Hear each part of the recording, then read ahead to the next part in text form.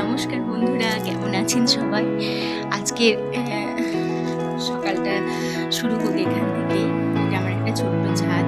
এই ছাদে বসে আমি শীতের দিনে দুপুরবেলা এখানে বসে থাকি বা একটু সবজি কাটাকাটি করি। সকালবেলার দিকটা এখানে বেশ রোদ আসে, হালকা রোদটাতে সকালে বেশ ভালো লাগে।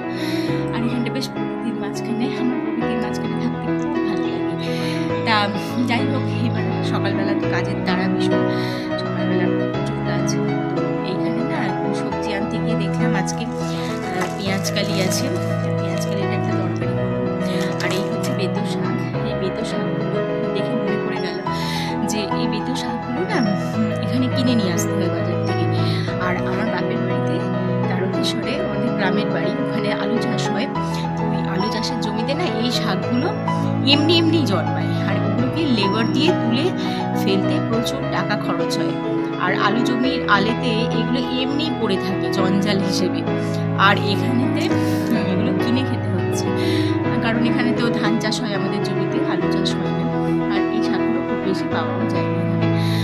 তো যাই হোক, তো এই শাকগুলোকে ভাবছি এককালে যেখানে আমি জঞ্জাল হিসেবে দেখেছি, এখন সেটা টাকা দিয়ে কিনে খেতে হচ্ছে।